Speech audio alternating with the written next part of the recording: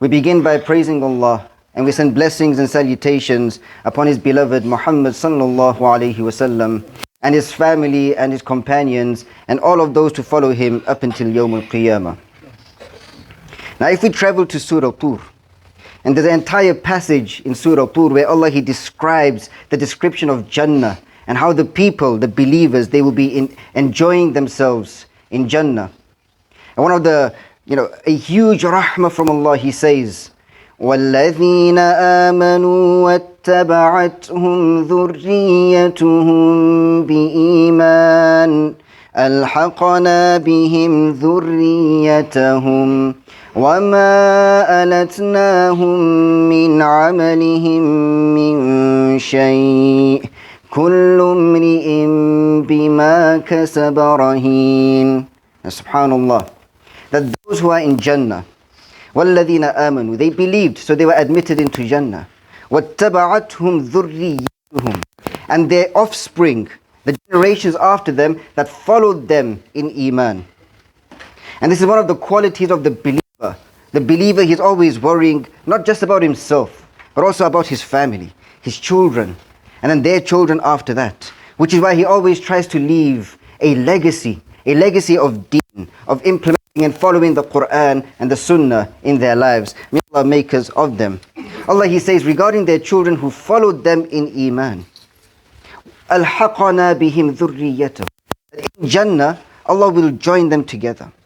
An example to give is perhaps, let's say you and I, we were righteous, and we were perhaps more righteous for the highest stations of Jannah, Jannatul Firdaus. May Allah grant us all Jannatul Firdaus. But our children, they barely managed, barely made it to Jannah. They are in the lowest heavens. Allah, He says, Allah, He will elevate them, He will upgrade them, He will make them come up to your Jannah. Allahu Akbar.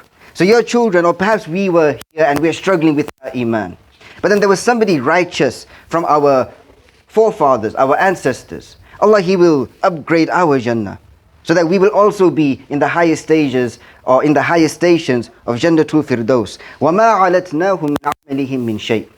And Allah will not reduce from their good deeds anything. So they still keep their rewards. You still keep your rewards. That is the rahmah of Allah.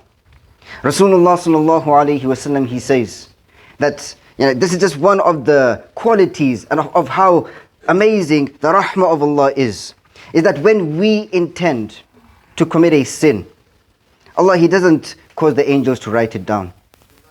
But when we intend to do a righteous deed, then Allah, He tells the angels to write it down immediately. Regarding the sin, if you did not do it, then it's written down for you in your record as a righteous deed, that you did not go and commit that sin. And subhanAllah, we can all take hope in this, because every single human being, we're weak. We're faltering on a daily basis. We have our desires. We always want to, fulfill our desires. But if you can hold away from it, as-sabr, it takes patience in order to stay away from the sins that you see around you. The very fact that you are staying away from those sins, Allah, He causes it to be written as a righteous deed. We have many people today, they are complaining that, we are surrounded with so much of vice. We live in a hypersexual society. Left, right and center, no matter where you go, even at school, you are exposed to all of these different filth, to all of this different evil. So I'm sure Allah is merciful. Even if we falter into it, He won't take us to account. Now that is what you call corrupted thinking. Su'ul dhan, evil thinking. Rather, it is for you and I to be even more steadfast. And we can only do that if we are asking Allah for His aid. And if we can be steadfast, the very fact that we are not falling into those sins, we are holding fast, we are being patient, every single moment is being written for you in your record as a righteous deed. Allahu Akbar. May Allah grant us all a good understanding. And then if you commit that sin, it's only written down as one sin. But if you repent for that sin is wiped out and converted into a deed. Again, that's the rahmah of Ar-Rahman. And if you did that righteous deed that you intended to do, Allah, He multiplies it. Minimum by 10. Allah, He says, مَنْ جَاءَ بِالْحَسَنَةِ فَلَهُ عَشْرُ أَمْثَالِهَا. That if you go on Yawm al-Qiyamah to Allah with one righteous deed, with one good deed, He will multiply it by 10 minimum. If you had more ikhlas, if you made more of an effort to do that deed, then Allah, He multiplies it up until 700. Allahu Akbar. How easy it is to attain the pleasure of Allah. And how difficult it is to attain the displeasure of Allah. That is what we have to realize. That attaining the mercy of Allah and His pleasure is easy. Shaitan makes you think that is difficult, that is very far away from you. Yet it's easy. If you just look into the Quran, what Allah He describes, it's easy. What Rasulullah sallallahu alaihi wasallam said is easy. As for the sins, as for earning the displeasure of Allah, it's really hard. Which is why in Surah Tur, He continues to say, regarding those who are in Jannah, they will start going around to one another and they'll start asking each other a question. How did you get into Jannah? وَأَقْبَلَ بَعْضُهُمْ عَلَى بَعْضٍ يَتَسَاءَلُونَ. Now imagine this is you, and you've managed to attain success. Again, may Allah soul Jannatul Firdaus. And then the people, they come to you, and they say, what is it that you did in your life that caused you to enter Jannah? What will they say? قَالُوا إِنَّا كُنَّا قَبْلُ فِي أَهْلِنَا مُشْفِقِينَ فَمَنَّ اللَّهُ عَلَيْنَا وَوَقَانَا عَذَابَ السَّمُومِ. Allahu Akbar. So powerful. They will give one simple reply. قَالُوا إِنَّا كُنَّا قَبْلُ فِي أَهْلِنَا مُشْفِقِينَ. That we were in a state of fear. We used to have shafaq in the midst of our families. Ahlina, meaning even when we were with our families, we still feared the punishment of Allah.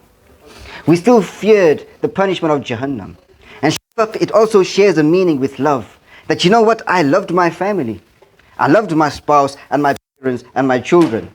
And I knew that the punishment of Allah is on its way. Allah, He says in Surah Tur, also right at the beginning, Inna عَذَابَ رَبِّكَ لَوَاقِعٌ. That the punishment of your Lord is on its way. مَا لَهُ مِن دَافِعٍ. Nothing can stop it from reaching His creation. The punishment of Allah is on its way. So the believers, they were afraid of that. So even with their families, because they feared it, they kept on giving them da'wah. They kept on commanding them to do good. They kept on commanding their families and their children and their parents that make sure you establish your salah. And it all comes down to your salah. And because we were afraid of that punishment, Allah, He felt pity for us. فَمَنَّ اللَّهُ عَلَيْنَا. And because of that pity, He favored us. وَوَقَانَا عَذَابَ السَّمُومِ. And He saved us from the punishments. Rasulullah sallallahu alaihi wasallam said, and we'll finish on this note, that احفظ الله يحفظك. That if you guard your relationship with Allah, then He will protect you, He will guard you. To guard relationship with Allah, it means that you guard the obligation that Allah has given to you. It doesn't matter whether you're with your families or you're with your friends. It doesn't matter. You ensure that your obligations that Allah has given to you is fulfilled. Your salah, my brother. Your salah, my sister. It begins with your salah. The most, subhanAllah, the highest priority for every true believer is his salah. Becoming consistent with his salah. Be it Fajr, be it 7 o'clock in the morning or 4 o'clock in the morning. And Isha, be it 7 o'clock at night or 11 o'clock. Consistency with his salah. The highest priority for every single believer. If you can do that, if you can be conscious that you have to establish your salah, and also you have to keep within the limits that Allah has made in His Sharia, that you don't go towards the haram, then you will find that Allah, He will guard you. Yahfadhk, it said. That Allah, He will preserve you. Some of us, we start establishing our salah. We start trying to live an obedient life, obedient to Allah. And then what we find? We start to find more difficulties. Our exams were coming up, so we started offering our salah. But then, when we were asking Allah to grant us success, help us pass this exam, you still didn't pass it. You wanted to get married to that one person, so you started establishing your salah. Ihfadillah. You started preserving your relationship with Allah. And you expected Allah to grant you whatever you want, but He didn't give you that spouse to marry. He didn't give you that child. Or that child of yours is still being disobedient to Him. Or He didn't cure you from that disease. difficulties. And then you and I, we start thinking, what's going on? I started establishing my salah. I started making dua. I started doing everything that the ulama usually tells us. Do this and Allah will help you. Do that and Allah will help you. Everything that we find in the sunnah, Rasulullah ﷺ said, do this, Allah will give you. I'm doing it. Why am I not being given it? Why is Allah not giving it to me? Maybe we need to stop for a moment and think. Ihfadillah yahfadhk. If you guard your relationship with Allah, Allah will guard you. So the very fact that you did not get what you want, it is beyond any doubt with the understanding of this hadith that it is for your benefit. Allah is guarding you from something. Allah is guarding you from something. You wanted that thing so badly, Allah said, no, it's not good for you. It's going to lead you astray if we give it to you. So we're not going to give it to you. But then usually you and I, as human beings, خُلِقَ الْإِنسَانُ ضَعِيفٌ, we are weak. We begin to doubt the rahmah of Allah. He says, لَا تَيْأَسُوا مِنْ رَوْحِ اللَّهِ. Don't you ever doubt the relief from Allah. إِنَّهُ لَا يَيْأَسُ مِنْ رَوْحِ اللَّهِ إِلَّا الْقَوْمُ الْكَافِرُونَ. Only the disbelievers, the kuffar, they lose hope in the mercy and in relief from Allah. Why is that? Because Allah is Ar-Rahman. He is the entirely merciful. He has encompassed all things in His rahmah. So if you think that Allah will not give you His rahmah, then you have disbelieved in His name, Ar-Rahman, which is a bigger sin than any other sin. May Allah grant us all a sound understanding. And likewise, Rasulullah, he continues to say, Ihfadillah. Guard your relationship with Allah. Ensure that your obligations are fulfilled. Tajiduhu tujahak. You will find Him in front of you wherever you are. You will always find Allah with you. You will always find Allah with you. The ulama explained what this means is that if you are conscious of Allah, no matter where you may be, then Allah, He will make it easy for you to do righteous deeds. You will find your guidance. You will find your guidance. We'll keep it over there for now. بارك الله لي ولكم في القرآن العظيم ونفعني وإياكم بالآيات والذكر الحكيم. أقول قولي هذا سبحانك الله وبحمدك أشهد أن لا إله إلا أنت أستغفرك وأتوب إليك.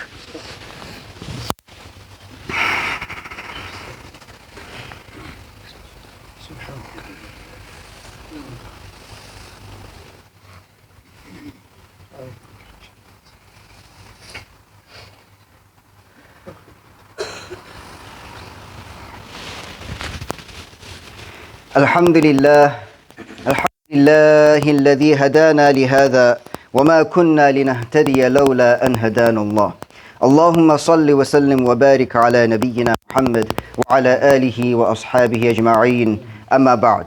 There is one more thing to mention and then we'll finish the khutbah on that note. In the very next ayah that we were describing in Surah Tur, Allah, He says regarding the believers who are in Jannah, إِنَّا كُنَّا مِن قَبْلُ نَدْعُوهُ إِنَّهُ هُوَ الْبَرُّ الرَّحِيمُ. That indeed we always used to make dua to Allah. We consistently made dua to Allah. If He gave us, if He didn't give us, we continued making dua because we never lost hope in Allah. And so because of that, He rewarded us. So when you are making dua, and you see that Allah is not giving you what you want, it is time for you to remind yourself of your akhirah. That Rasulullah sallallahu alayhi wasallam, he said, when you make a dua to Allah, one of three things is either He gives you what you are asking for immediately, because it's good for you in this life and the next. Or perhaps it's not good for you right now, so He delays it. Up in the future, He will give it to you. Or perhaps He'll give you something better than that, because it was never good for you. Or you'll find the reward for it in the akhirah. So likewise again, you're making dua to Allah, Ya Rabb, grant me this, Ya Rabb, grant me that. And it's coming to you. Have you stopped for a moment and thought? You're asking for relief from the situation you're in. You're in a difficulty. And the only thing you're asking Allah for is, Ya Rabb, grant me relief. Instead of focusing on your salah, Ya Rabb, enable me to have khushu' in my salah. Enable me to offer my salah upon ihsan. Enable me to have a close relationship with the Quran. Enable me to understand the Quran. These are the du'as the believer he makes. But we're not usually doing that. All we can see is, Ya Rabb, I need relief. Remove this difficulty from me. What if, because you are removed from your difficulty, something worse comes to you? And then you'd start despairing even more. Rather, we have to make the correct du'as. May Allah grant us all acceptance. May Allah grant us all a good understanding. قال الله تعالى